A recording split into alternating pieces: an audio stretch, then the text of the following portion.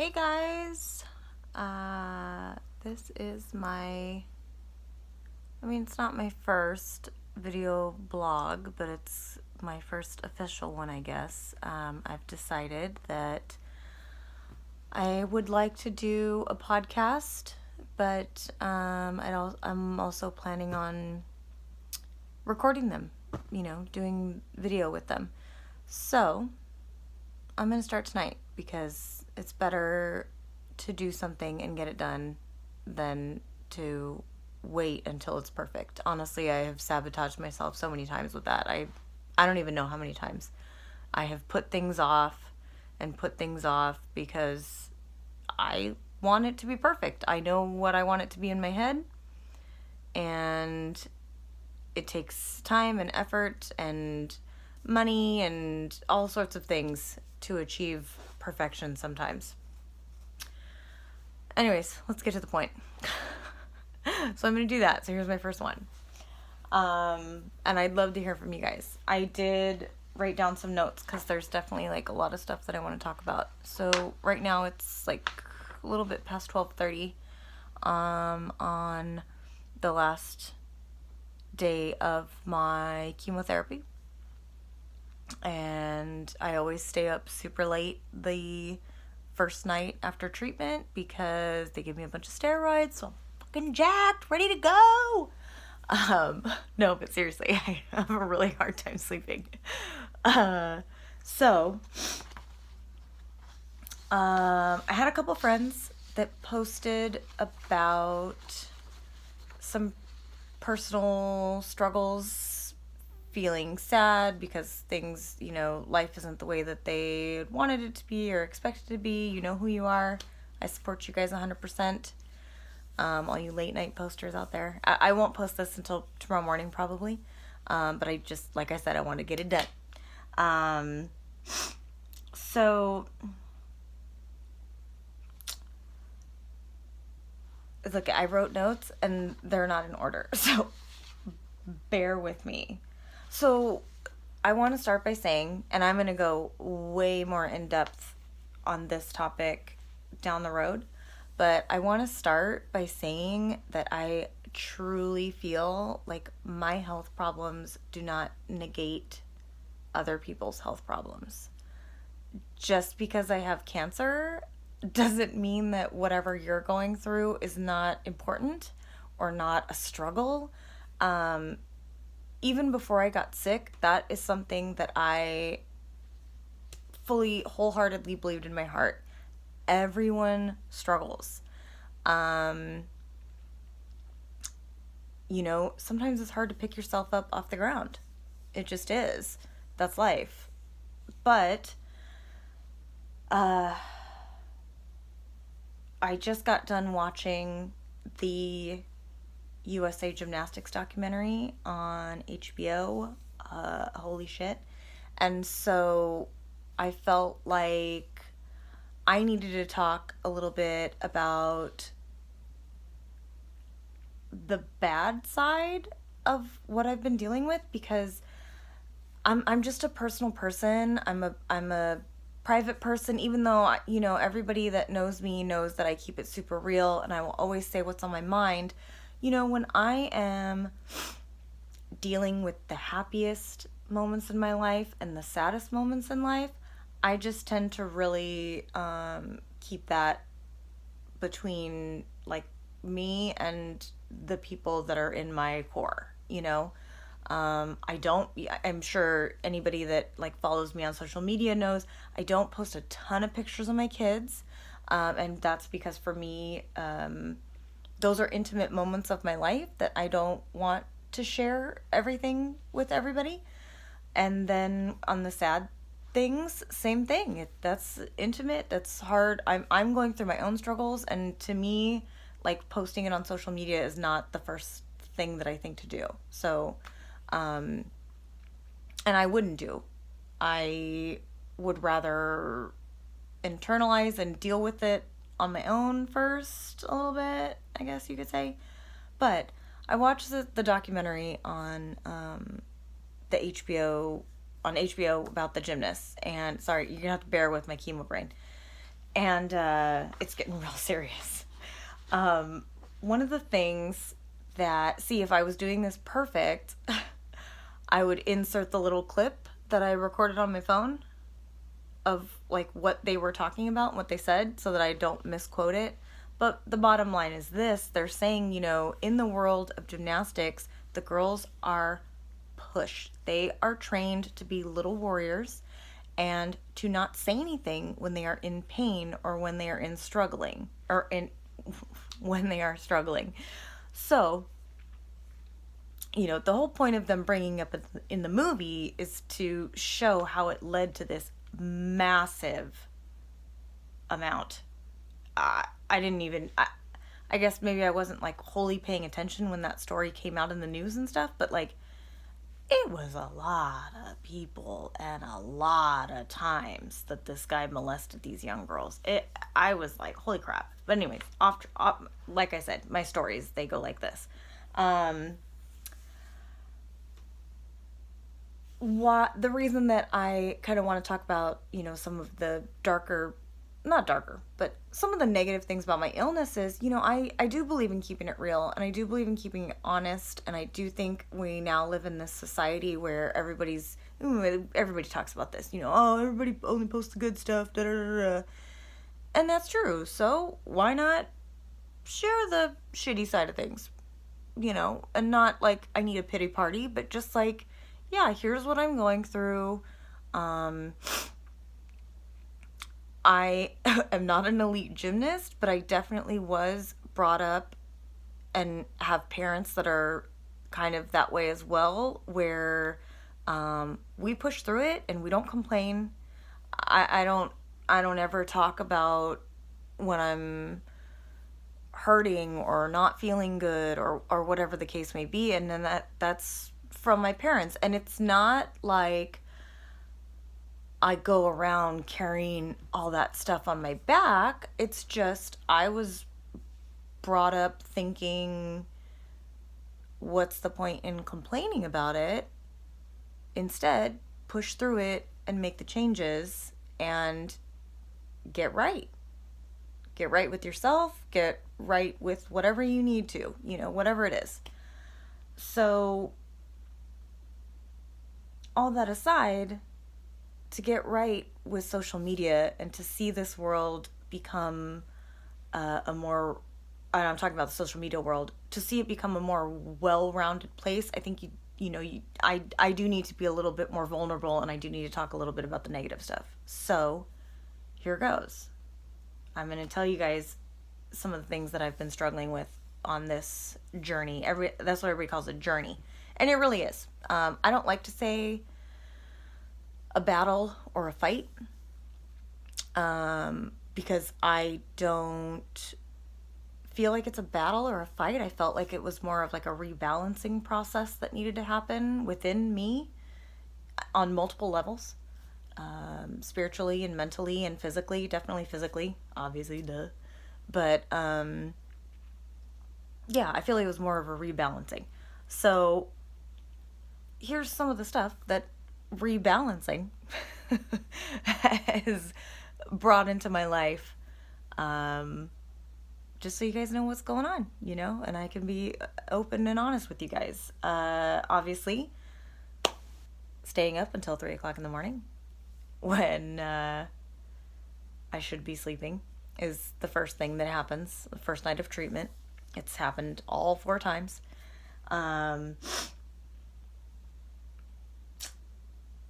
Constant diarrhea. This might be TMI for some of you guys, a little too much information, but I had a lot of diarrhea in the last, let's see, I started June 26th, I think. So what is that? Almost 2 months exactly. In the last 2 months, I've had more diarrhea than I've ever had in my life. It's not fun. There's all sorts of other little symptoms that come with that, like, almost like diaper rash or raw butt. Anybody that's had diarrhea knows that. But I had diarrhea and for me, the diarrhea wasn't it wasn't like I was shitting like 10 times in a day. It was like, I might go once or twice, but every time I had a bowel movement, it was like loose. It was not solid. So what ended up happening was then when my stool did get harder, I got a hemorrhoid. And because I'm immune suppressed right now, my immune system is wiped out from the chemotherapy. Then I have to go on heavy antibiotics to make sure that the fecal matter does not get into my hemorrhoid. Because, if you wipe a hemorrhoid, you'll bleed. And you've got to make sure I don't have an infection. So, it's a lot of information, and it's private, and it's a little embarrassing, but this is one of the things that I've been dealing with on a daily basis for the last 2 months. Diarrhea. Okay?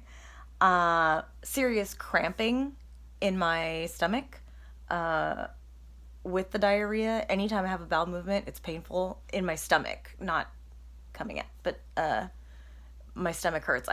It feels like I can literally feel it moving through my large intestines and coming out, and it's painful. It's bubbly. It feels like when you have really, really bad gas pain, and for you ladies out there, it can feel a little bit like menstrual cramps too, where it's just like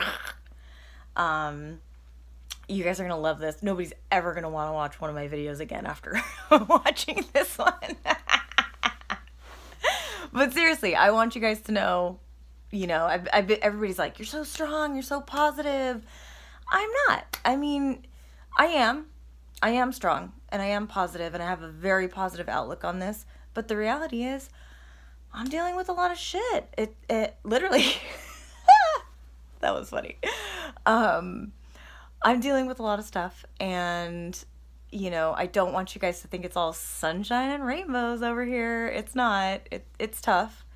I am just determined. I've set my mind to getting better and healing completely and getting back to a normal life, but with a lot more gratitude in it. Gratitude was something I struggled a lot with before this process.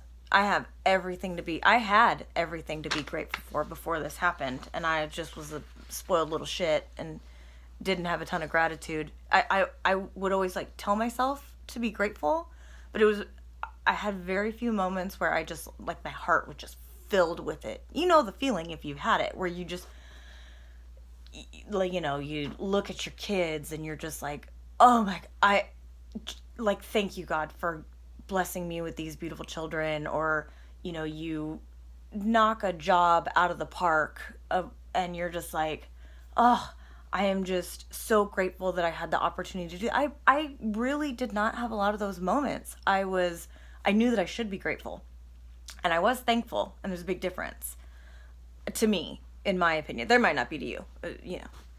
You have whatever opinion you want, but to me, I'm thankful. I say thank you.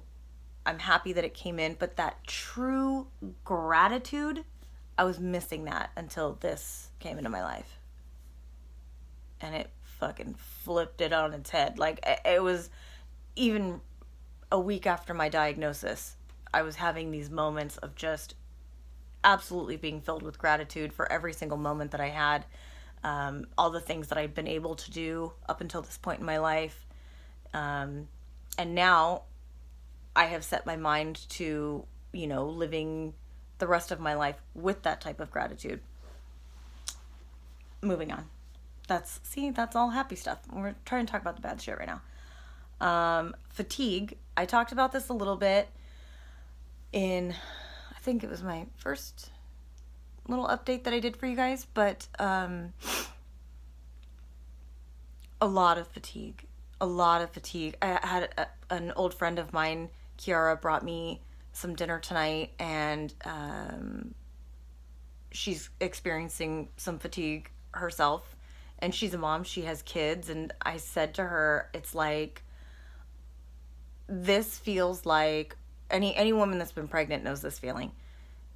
it's like when you're pregnant, kind of in the first trimester, where you go to bed and you can get like 8, 10, 11, 12 hours of sleep. Not that I ever slept that long, but like a full 8 hours of sleep, and you wake up and you are dead tired, like you just were at Coachella Fest or something the night before. Like, just true fatigue, tired, tired, tired all the time, which wouldn't be so bad if there wasn't shit to do. My sister is here visiting in town, because my family is a bunch of fucking rock stars and have made this process able. They've made it. Okay, how do I even word this? I wouldn't have been able to do this without them. Bottom line, there's no way. With two young kids, and that's why I have plans once I am completely healed to really pour some energy back into this community for the people that need it. Our community in the Coachella Valley specifically, helping people that are struggling with cancer to do the basic things that the Cancer Society and, social services and all that, they fall way short on this stuff. It's the basic stuff. It's maintaining your household. It's cooking a meal. I have lost a lot of weight, but actually not as much as I could have, because people have been helping me with meals, which was my brother's idea, which was fantastic. Because the reality is, I'm so tired and I have such a small appetite that if I'm tired, I'm like, fuck it, I'm not going to cook. I'm not that hungry. Like, here, kids, have pizza, and I can't have pizza. I can't have a lot of things right now. My diet's really restricted. But, yeah, the fatigue is gnarly, and so when I get through all this, there's just a lot of little things that my family has done. My sister-in-law made 40. We thought she was crazy when she did it. And then we were like, holy crap, these are a lifesaver. My sister made 40 little mini pizzas out of like naan bread, a little bit of pizza sauce, and fresh mozzarella cheese. Great for dinner. Do a little bit of veggies or fruit on the side, whatever my kids are feeling like. And it's been a lifesaver. Like, when I'm dead tired, but I still have to have my kids, here you go. Here's food. You're not going to starve. You're not starving. Maybe it's not great that you're having pizza 3 nights a week, but we're talking about 2 months, so it'll be fine. Yeah, the fatigue it's intense. It's really intense. When I went into this, I was thinking, oh, I'm going to be like at home a lot, and my friends and family are going to have my kids quite a bit. Maybe I'll get some work done. Like, maybe I'll get some editing done. No. I have not done anything. I don't have the energy to. I don't have the energy to wash my dishes. I get tired standing at the sink.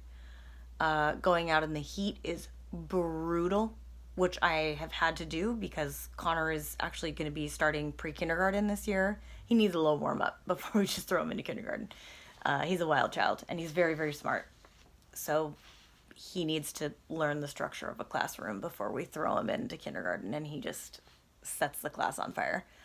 But the bottom line is, I have to do some of those things. I have to push through them, but the fatigue is super intense, guys. It's brutal. I wouldn't wish it on anybody. Nausea, big one.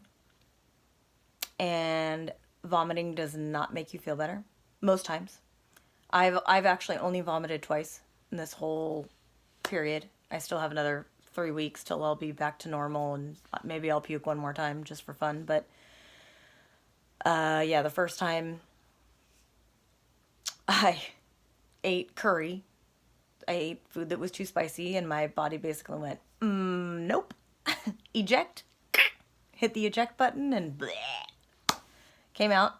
And then I had a protein shake the other day. I was feeling really like lethargic and weak. I was like, man, my body just needs some protein, some vitamins or something. Oh, protein shake. That sounds perfect. Made it. 20 minutes later, done. I was like, oh, honey, I'm not feeling good. I'm going to go lay down. I went and laid down. Immediately, my mouth started salivating, just watering. I was like, oh, okay, I'm probably going to puke. Because I'm so fatigued, my toilets are not at their cleanest. I don't know if you've ever thrown up into a dirty toilet, but it is not, no. So my sister bought, they're called emesis bags, but, what are they called? Barf bags? Like it's like a little plastic ring, and then there's a bag that comes down, and I'm like, Josh, bring me the bag! Bring me a bag right now! And Josh is like, okay. And he's like, where is it? No, in my purse. Because I carry one with me just in case. You never know when vomiting is going to strike. And luckily both times it's been at home, even though my toilets are dirty. But I had the bag. But the nausea and the vomiting are two different things, right? Because the nausea, it comes over you like a wave. Or for me, I can't speak for anybody else's experience, but it feels like a wave comes over where you're like, and then it'll be there for a while. They have a ton of great medicine. I take Zofran to get rid of it, and it works really, really well. Excuse me. But, sometimes sorry, indigestion. That's another one. It's for those of you that don't know, chemotherapy really affects the rapidly dividing and reproducing cells, which is basically your entire GI tract from your mouth to your butthole. So any problem you could think of in the digestive tract comes up during chemotherapy. But the nausea it's the ick. If you have not had chemotherapy, you don't know what this is. I tried to explain it to Josh today. The best way that I could explain this was, for those of you that watch Stranger Things, when Will, the kid that went to the upside down or whatever, when he comes back into our world and he can sense the monster, and he just gets this cold. Some people say if you walk over a grave or something, you get a cold chill. It's like that, but it's more intense. It's not just a creeped out feeling. It's like I will get the chills, and my body just doesn't feel right. And it's called the ick. It's something that's what some people call it. Some people call it other stuff, but it's gross, and it can last for days. It's not just a feeling that's there and then it goes away. Sometimes it is. I got it today when I was having my last chemotherapy treatment. They call it infusion. I don't know why. You're not infusing me with anything good. But yeah, sometimes with my first treatment, I had it for 3 days, and it was awful. I just didn't want to get out of bed. It was nothing. I just didn't feel comfortable anywhere. It was gross. Exactly. Ick. Feeling hungover. Anissa and I had a hilarious conversation about this. I don't think there's anybody that's going to watch this that doesn't know me, but Anissa is my best friend of 23 years. And we were talking the first round about what it was like, and I said to her, she had gotten hungover. She was hungover and came over to my house on Saturday. She was raging, or no, maybe it was Sunday. She was raging on a Saturday, and she's like, oh, I was so hungover, and then she started talking, I was just feeling nauseated and just tired, and I go, that is kind of what this is like. This is like a 3-week hangover. And right when you start feeling better, boom, next treatment time. And I said to her, I mean, you think I'd be great at this. I've been training for the last, when did I start drinking? I think I was maybe 20. Those that, you guys know me, I didn't drink in high school, really. I drank a little bit in high school in the beginning, but by my sophomore year, I was completely sober. I didn't drink. I didn't smoke pot anymore. I did smoke pot when I was young. But, when I did start drinking, I was college age and I was drinking heavily, and I have continued to drink heavily for a long time. Every year for Lent, I would give up drinking and smoking. But I was a heavy drinker.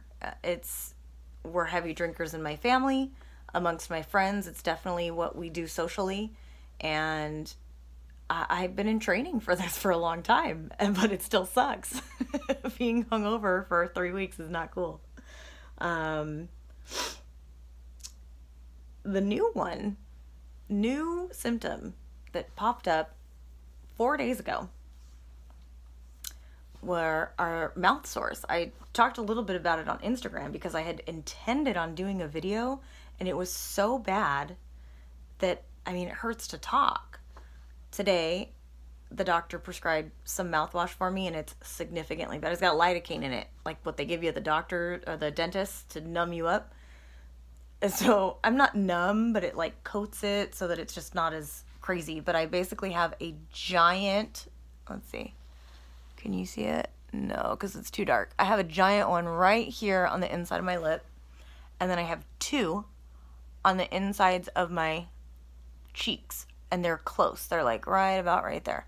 So eating, drinking water, kind of the things you have to do to live, are really hard, really painful. Even just taking a sip of water stings. It feels like my mouth's on fire. And then I also have a couple little, they're not sores yet, but they're like tender spots on my tongue as well. And it sucks big time. Chewing, that's a no-go. Smoothies are okay as long as they don't have anything acidic in them. Like no citrus, even berries can be too acidic. Talking is difficult. And I'm a talker. Anybody knows me. Hello. I can see the clock right here, how long I've been recording. It says 27 minutes. I've been talking to myself, well, to you guys, but basically to myself for 27 minutes.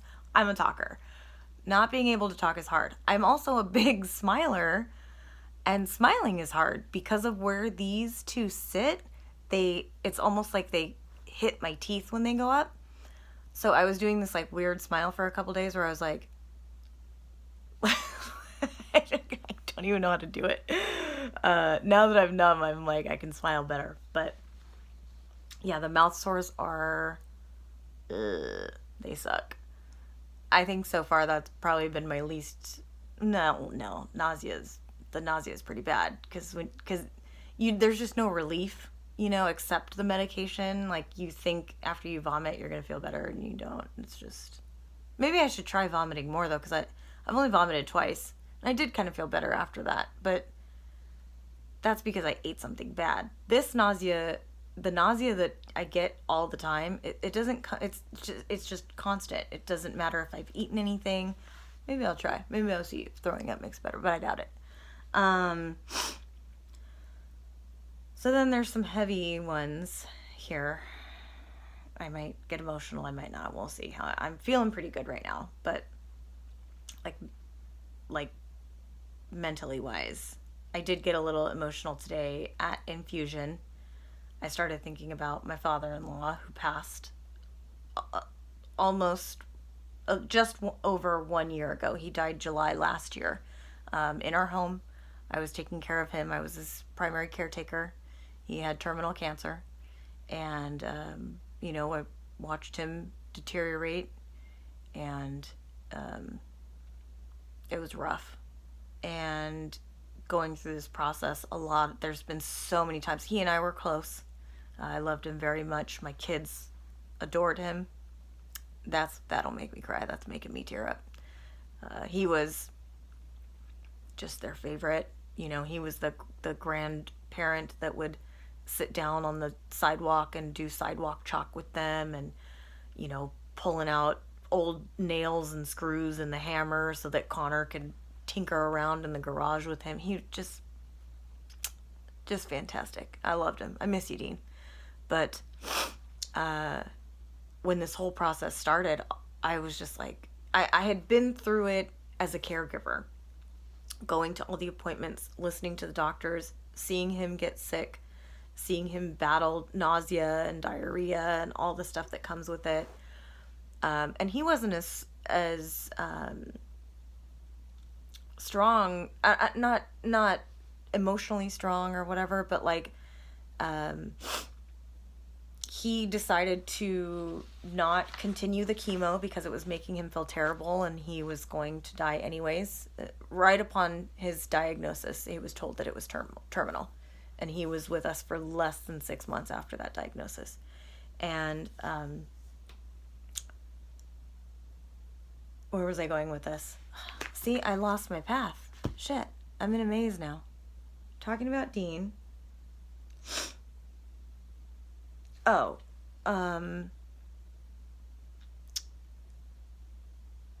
I was crying today because I was thinking about him. And there's been so many times throughout this journey that I wish that he was here to give me some advice. I did see him in a dream, which was great. And I have seen him a couple times when I am meditating along with some other deceased family members. But it's not the same as having him here to hold my hand and to tell me, I know how you're feeling. So the whole point of that is having cancer, there's a huge emotional stress that comes with it. You don't know what your final outcome is going to be. You don't know if it's going to come back. You don't know how your friends and family are going to handle it. How my kids are going to handle it. It's actually the next thing on my list is seeing worry in my kids' faces. It's really, really hard. My kids are young. They're 3 and 4. But because we had this in our home last year, and the outcome was his passing, the outcome was death, they are not strangers to illness. And my son has not outright said it yet, but I know that he's thought it because he's very smart and he's very good at piecing things together. He's also very interested in the body and how it works. And I started getting these, I don't think you can see them, but I don't know if it's just like my skin's fragile or something and I scratched or what, but I got like almost like little cuts, little scratches. There's like 3 or 4 of them on my chest. And he like was all concerned and he wanted to like show his dad and he's like, Dad, look at Mom, and just seeing worry on his face. And then Lucy May as well. She's even younger and she is still, there are just times, no one knows your child like you know your child. Like I can look at my kids' faces and I know that they are worried and that they are worried about me, and that is heartbreaking. That's heartbreaking because that's my job as their mom. That is my job to be the one worrying about them. They should not have to be worrying about me. And that's a huge emotional stress. And thank God for my friends and family. There are a couple of you core people, my brothers and their wives, Keith and Sue Pusavat and Kevin and Melissa Pusavat.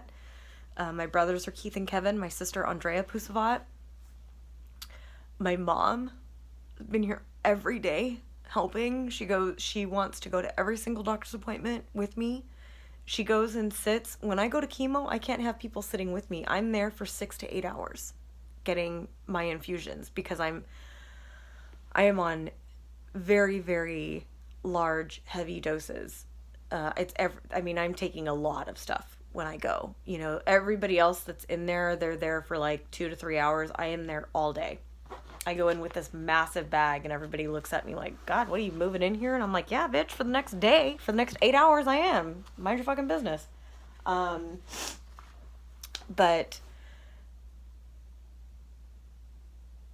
there are the people that are close to me, my family. My dad has been a huge emotional support for me. He's the one that, since I was a girl, has always told me that I'm strong, that I can do anything I want. Knowing that my dad believed in this and believed in me and that I could overcome this was big. My best friends. Oh, man. Nicole, Aguirre, Anissa, Katie, Nicole Stuckey, who we've only become friends this last year, and I love her already so much. All of you have made this process easier by keeping my kids stress-free. Taking my kids, one of the things that Josh and I decided in the beginning was that my kids wouldn't be home for at least the first 3 days after I get treatment, because it's, it can be kind of bad and ugly. And I honestly can't be a parent those days. So not only can I not be a parent, I don't want them to see me suffering or struggling or whatever it is. So Nicole has taken them for days at a time. Anissa has taken them. Anissa took them to work when she was prepping to go back to work. Katie has been so thoughtful, texting, sending me, chemo goodies, like things that'll keep me occupied in chemotherapy. Nicole Stuckey has taken the kids a couple times as well. It's, anybody that has watched my kids, thank you. Thank you, thank you, thank you from the bottom of my heart. All of my friends that have come and either, got Grubhub gift cards or Postmates or whatever it was, gift cards for us to order food, or gotten food delivered to us. People that have brought fresh homemade meals. Girl, Selena Smith, I gotta shout you out right now, because you have brought she's brought 2 delicious meals, all organic, all like to a T of the things that I listed on the meal train regarding my dietary restrictions. I mean, that is so thoughtful. I can't thank you enough, and everybody else that's brought meals. I'm just so appreciative. Teresa Amadei did the same thing. Amadei, I love you, girl. I miss you. I miss working with you. Oh my God, Jessica Cruz. How could I, Jessica Cornejo. Sorry, you'll always be Jessica Cruz in my heart.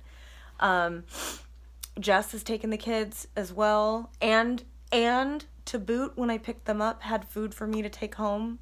I mean, you guys, like, worrying about your kids during a time like this is one thing. So, I mean, you're worrying about your own life, right? Like, I was not, I don't know how to, I mean, I don't want to be like, oh, I wasn't afraid of death, because of course I was afraid of death, but I wasn't afraid of dying, because I had literally just seen dying, and I wholeheartedly believe in an afterlife. I'm not sure about like heaven and hell, but I do believe that we are more than just this body, and that it continues on, and maybe we go on to like a greater purpose, like we're just like out in the universe being like, maybe we form a star together or something. I don't know what it is, but I do believe there's something after this life. And calm down, like I know some of you are like, I thought you were Christian. I am Christian. I do believe a man named Christ came to this planet and attempted to show us how we were supposed to live, and I think we are fucking it up constantly. Like, I can't even get through a video without cursing. Would Jesus care? I don't think so. I don't really see too much in the Bible about that. I would like to try to live my life the way Jesus did and help others, which is why I'm like super committed to really giving back once I am completely healed obviously you can't take care of others if you're not healed yourself. But God, I'm lost in the maze again. Gosh darn it.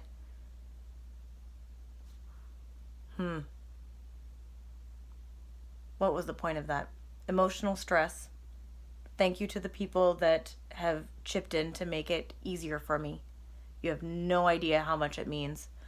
To the people that donated money, thank you so much. It will, some of it obviously will be used for expenses here in the house. When I did the first video, I was a little bit unrealistic.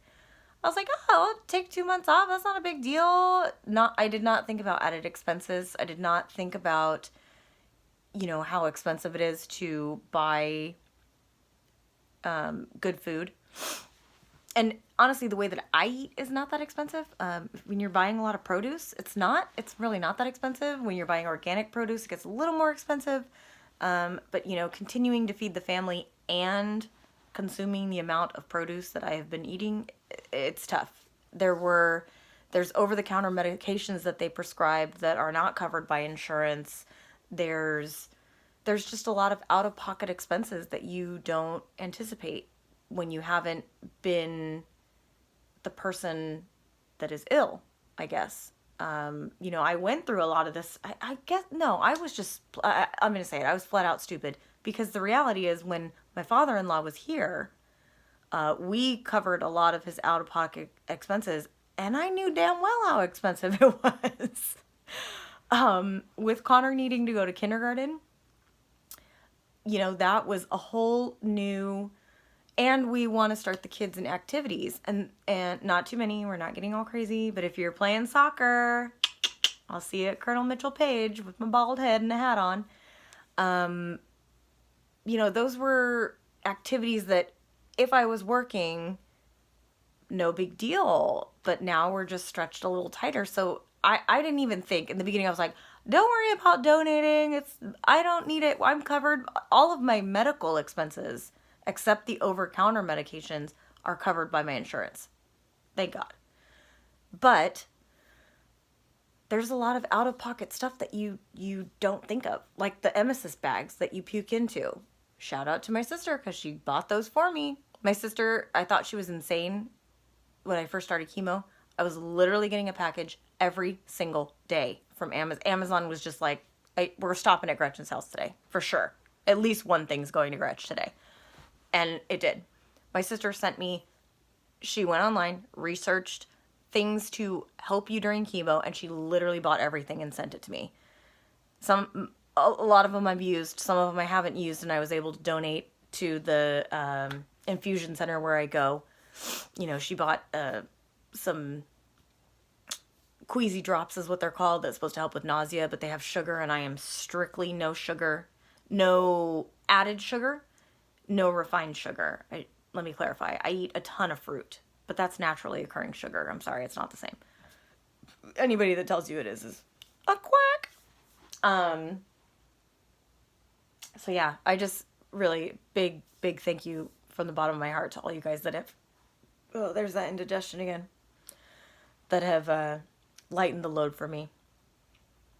I posted a picture a while ago of like all these elephants, and I don't know how many of you actually read the really long post behind it, but it's pretty amazing. It just talks about how when a female elephant is giving birth to a new calf, the herd surrounds her, like really surrounds her, and even the younger elephants are mixed in, protecting the mother that is giving birth. There's two things. It's when a mother elephant's giving birth, and then I think if they're sick or something like that. But the takeaway is, my tribe has surrounded me with love, with generosity, and made this that much easier for me to get through. I would not be doing as well as I am, have the prognosis that I have now, without the love and support from all the people that have come in and helped. And to all the people that have offered, and I wasn't able to take you up on it, I will. Don't worry. I'll come collecting. I like to collect my bills. You know what I mean?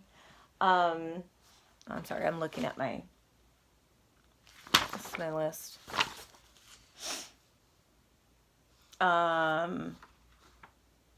So yeah, seeing the worry in my children's eyes, that one really sucked. Not being able to do what I love. I really love my job, you know. I really love my job because it's not just like, oh, cool, it's this cool creative outlet. Like, I look at my job as a way to capture the beauty that I see in them and show it back to them in my images. And it's my way to say, look at how beautiful you are. Do you see? This is how I see you. You are beautiful. You know, whether it's senior sessions, whether it's a family session with a mom that never wants to be in the frame. Hello, that's me. It's not that I don't want to be in the frame. It's that Josh has a splendid talent for taking horrendous pictures of me. I'm actually working on putting together a gallery because it's hilarious how bad he is at taking pictures of me. As moms, we need to be in the pictures. You know, when your kids 20 years from now are looking through albums, they want to see you. They want to see you with them. What did you guys do together? It shouldn't matter if you're a couple pounds overweight. It shouldn't matter if you've got wrinkles on your face. You know, you're beautiful. And that is what I treasure about my job, that I get to show people that. I get to say, look at this picture where your son is looking at you. Your son will never look at anyone else like he looks in this picture at you. That's special. That's a special moment. And this illness, it didn't take it away from me, but I've had to take a break. I actually picked up my camera for the first time, like over this weekend, so 2 days ago. I hadn't shot. I took a couple of self-portraits. I thought that I was going to do like this whole self-portrait thing through this process. And then I was like, hell no, I'm tired. Not to mention, I'm tired enough that like if I was able to just leave my equipment out and then just like do it randomly, that'd be fine. But hell no, I have 3 and 4-year-old Tasmanian devils in my house. I cannot leave $6,000 worth of equipment just sitting out in my room where it can get knocked over or whatever. So I put the Gretchen cancer photo journey. I was like, I'll share the few pictures that I did take, but I wasn't going to do that all the time. So I picked up my camera for the first time 2 days ago to photograph one of my son's epic army men battle scenes that he creates. He loves the little plastic army guys, and he creates massive battle scenes all over the house, and I think they're hilarious. I love his imagination. And so I took it out to take some pictures of him playing, take pictures of Lucy May, take pictures of the army guys. And I was like, I haven't picked up my camera in 7 weeks, 6 weeks. I hate that. You know, it's tough when you have the thing that you love taken away from you. It really takes a toll because it is a creative outlet for me, but it's more than that. It's an emotional outlet. It's something that fulfills me, makes me feel good. I enjoy doing it. And not being able to do that has been hard. You know, that is a very shitty thing about cancer. I'm going on 49 minutes, guys. I told you I like to talk. If you're still with me, love you. I think that's it. I think I have other topics written here, but those will be for another time. I really appreciate you guys just sharing my story with you and taking the time to listen to it. And if you have helped me and I did not say your name, I'm sorry, but I know who you are and I love you. And one of the things I didn't say, see, look at that, 49 minutes, I can go 50. the financial contributions that were given to me, some of that obviously is going to go to our household needs and expenses, but some of that I do plan to give back when I start helping other cancer patients, because like I said, I cannot imagine having gone through this journey alone without the support that I've had. Even having people, I post a picture of my bald head and all these people comment and tell me that I'm beautiful and like the photo, and it's encouraging, and thank you guys. Thank you for all of that. Any sort of love and support that we get, I appreciate. Gratitude. Oh, I can't tap right there. That's actually where my port is. I have this awesome little device placed under my skin. You can see the line goes all the way up into my aorta. Or not my aorta, my jugular. I can't wait to get that thing out. But yeah, I'm just really thankful and grateful for you guys. And I look forward to being able to pay it forward when the time comes, once I'm healed. And my plan is this.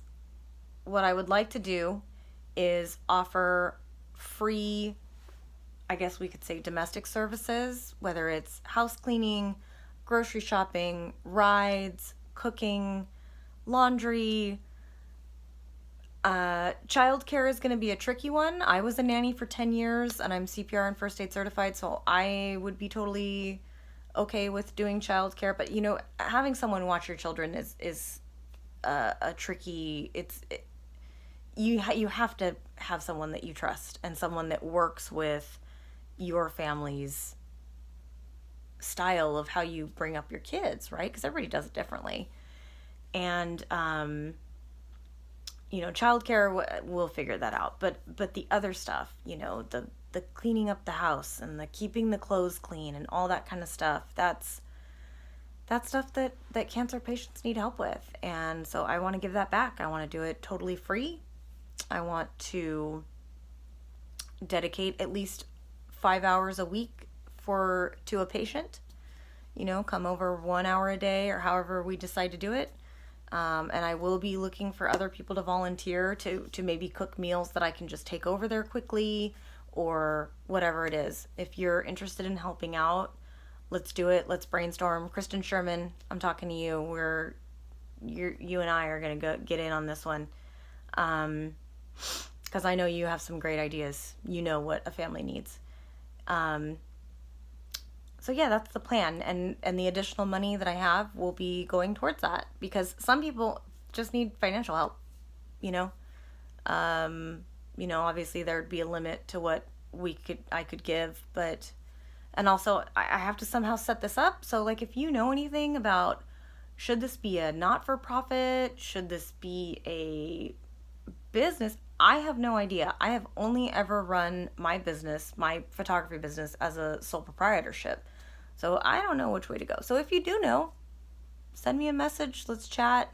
What would be the best way to do this? Eventually, like at first, it definitely would be a volunteer basis. Everybody that's working would not be getting paid, but it would be nice to be able to set it up so that it's big enough and we can help enough people that we can just start paying employees to do it, and really doing background checks and vetting, because obviously you're going into people's homes, and so that's off subject. Let's not talk about that right now. But you know what I'm saying? Like, I would like to have employees that I could count on that are showing up. Volunteers can be flaky. It's like, I'm not getting paid. I don't really need to do it. But this is a huge need. I actually was asking the nurses at 53 minutes, guys. 53 minutes. Going on 54. Fuck, I can talk. I was asking the nurses at the chemotherapy center today, what is the greatest need for your patients here? And they were like, or I said, what do you think your patients struggle with the most when they're going through this process? And the answer across the board was fatigue. Fatigue. They're fatigued. And I just told you all the other shit that rolls into. In my house, at least. I can only imagine in other people's homes. Laundry's not done. Dishes aren't done. Food's not cooked. Groceries aren't in the fridge. all of that has happened in this house in the last 2 months with all the help that I've had. I can't imagine people that don't have help. So now I just feel super passionate about helping them. So if you've got ideas, if you want to help, if you want to donate money, if you've got business advice, send me a message. Let's do it. This video, I'm going to put it on YouTube, I think. I don't know. I don't even... And if you have information on podcasting and vlogging, get at me with that too, because I don't know what I'm doing. But I did this one. I'm at 55 minutes, so I'm going to sign off. It's probably also like 1:30 in the morning by now. But that's part of my story, guys. I will be happy to share more down the road. And thanks for listening. And I hope that this helps or gives you a laugh or a smile, gives you strength to do something that you want to do and didn't have the courage to do before. Whatever it is, I hope it's all good. All the good vibes, all the positivity coming your way. All right? Thanks, guys. Bye.